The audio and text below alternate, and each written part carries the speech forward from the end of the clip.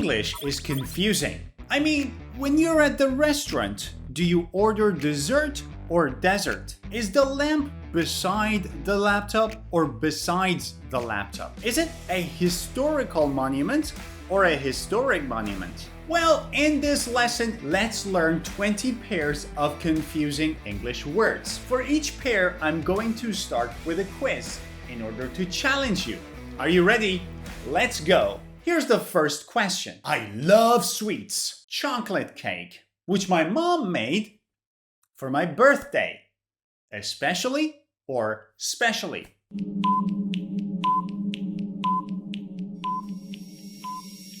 That's right, but why? And what's the difference between the two words? Well, first of all, pronunciation. Specially with an S, especially with an ES. Specially, especially. But what's the difference in meaning? Especially means particularly or more than usual. So there are a couple of things. You like one more than the others, especially above all others. But specially means something which was done for a specific person, purpose, or thing. Here's another example. This book is especially interesting. It was written specially for children. Especially interesting, which means more than usual, specially for children, for a specific purpose or person. Now, if you say, I love all Italian dishes, especially pasta, that means you like pasta more than the others. But if you say, my grandma cooks pasta specially for me, that means it was made the way I like it to be. All right, enough with these two words. I hope that's clear now. Let's go to the next one. And again, another quiz. She stood the door. Nobody else was there. Beside or besides?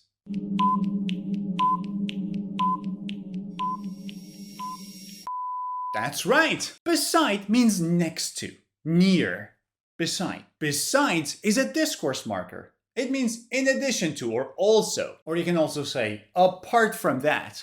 Besides, look at this. Come sit beside me, next to me. Besides, I have something important to tell you. Beside me? Besides, I have something important to tell you. All right, let's go to the third pair. Look at this question. Due to problems, we need to be more...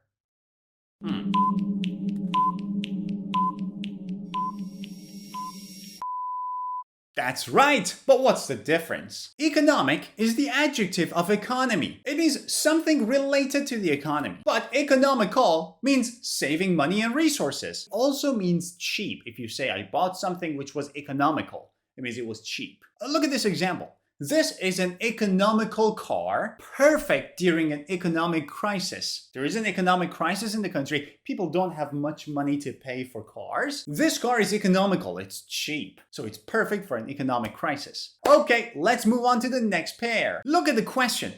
If your belt is, you might, it. Lose or loose? That's correct.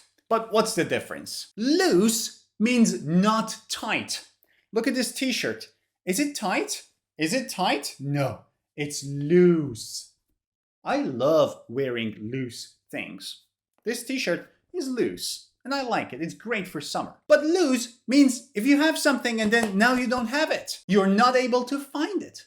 You've lost it. Where are my keys? Oh my God, I've lost my keys. That's loose, but loose is about size. This is loose. Look at this example. Don't lose your keys. They may fall out if your pocket is too loose. Loose? Loose. Next one. Quite simple, but I've seen a lot of students confuse the two. Look at this question. After walking through we enjoyed ice cream for desert or dessert?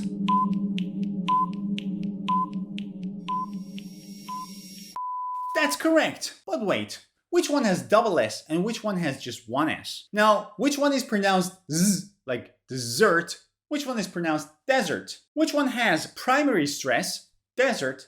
Which one has secondary stress, dessert? The one with a single S has primary stress, desert, desert, desert. It's a dry area of land. Desert, desert, full of sand. But the one with double S, dessert. Double S, dessert. Something you enjoy eating, something sweet, usually at the end of a meal. Now, look at this example. We got lost in the desert, but we had chocolate cake to eat for dessert. Moving on to the next pair, historic or historical. Look at this question. This is a day. We visited many buildings.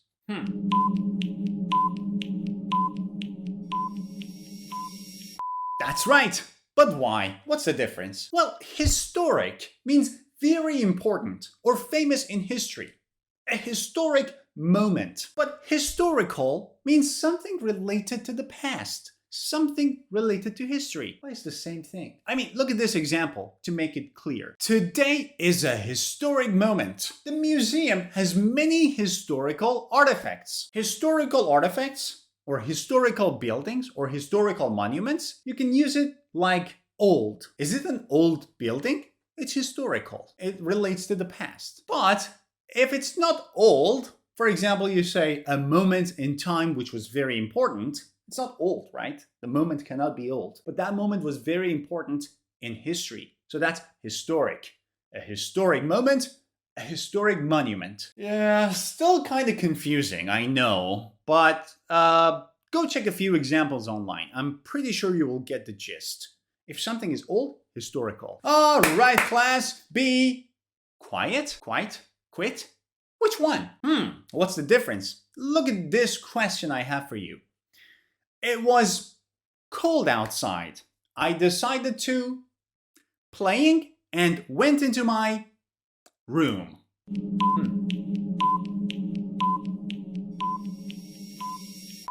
That's right. But what's the difference? I mean, shh, quiet. This is very easy, right? It means not making a lot of noise. If a place is quiet, you don't hear a lot of things. And if your teacher tells you, shh, quiet, that means, shh, lower your voice, don't speak, don't talk. Now, the next one is quit. Quit means to stop. For example, quit smoking. It means stop smoking. It also means to leave something. For example, your job. I'm going to quit. It means I'm going to resign. I don't want to work here anymore. So it means to stop or to give up. But quite, listen to the pronunciation. It's not quiet. It's quite. It means very or fairly. It's used before adjectives or before adverbs. Look at this example. The classroom was quite noisy. Noisy is our adjective. Quite is used before it. Quite noisy, very noisy, fairly noisy. So the teacher asked the students to be quiet. Or she would quit teaching, give up teaching, quit teaching. Quite, quiet, quit. Now look at this one. Sight. All of them are pronounced in the same way. They are written in a different way though, but the pronunciation is exactly the same. Sight. What's the difference? Look at this question. When writing, always your sources. We visited a historic and it was an amazing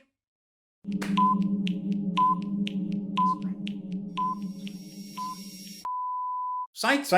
That's right. But what's the difference? Cite with a C means to mention or quote. It is especially used in research when you're saying something that comes from someone else and you need to cite it. That means you need to mention who this sentence was taken from. Site, S-I-T-E, means a physical location of something. And sight, S-I-G-H-T, means the act of seeing something. Or basically, something that you see. Look at this example. I need to cite this author in my essay. I'm writing an essay. I'm taking something from an author and I need to cite him. I need to say that I've taken this from him. The castle is a famous historical site. Location, site. And a beautiful sight at sunset. When the sun is setting, it's a beautiful sight. It's a beautiful thing to see. So sight. Moving on to the next one. I know this one seems kind of easy, but students confuse it a lot. So borrow or lend. I need a pen. Do you lend me a pen or do you borrow me a pen? Do I borrow the pen or do I lend the pen? Look at this question. Could you me your pen? I forgot mine and I need to 1.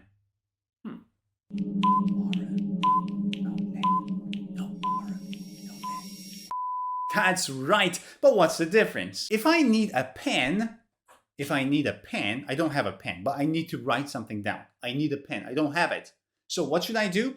I look around and I see you and I say, hey, sorry, can I borrow your pen? Borrow means to take something temporarily from someone else.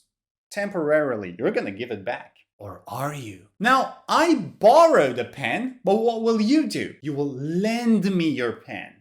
I borrow, you lend. Or let's say you need a pen. I have a pen, you need a pen. You want a pen?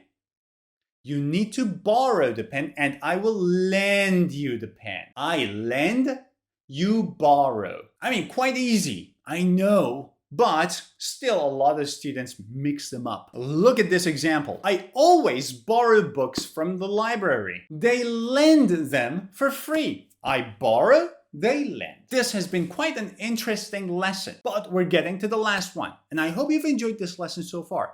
If yes, don't forget to give this video a thumbs up. And if you're new to my channel, don't forget to click subscribe. Now, let's move on to the last one. If you have a question, please your hand. Raise your hand or rise your hand? Well, I don't know. Look at this question. Please your hand if you saw the sun this morning. Did you see it this morning? Then your hand. Raise.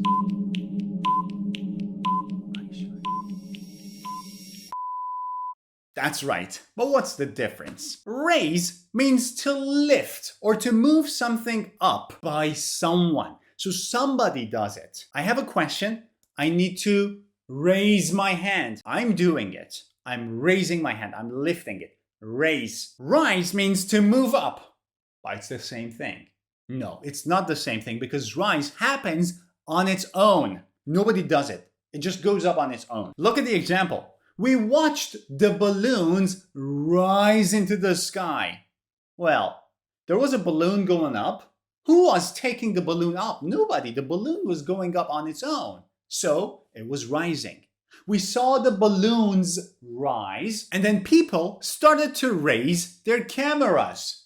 People raised their cameras as the balloons rose. Now, rose is the past of rise, but I don't want to make you confused now. Or let's say if the government decides to increase the prices, will the prices rise or raise? They will raise because the government is doing it. The government raises the prices. Now, I wanted to use the past tense raised, but well, let's use the present tense. The government raises the prices, but if the prices go up on their own, for example, there is something unexpected, then the prices rise because nobody's doing anything. It's just they're going up by themselves. So rise happens by itself, raise, somebody does it. And that's it, but wait. If you want to have the summary of all of these words with their example sentences and the meanings and the differences among them in a single PDF file so that you can review this lesson, you simply have to click on the link above my head, go to my website and download the PDF. It's free. Go ahead and download it. It's very useful for reviewing this lesson. By the way, I said reviewing this lesson. Wait a second. Review or revise? What's the difference between review and revise? This is your homework. Let me know in the comments. Bye.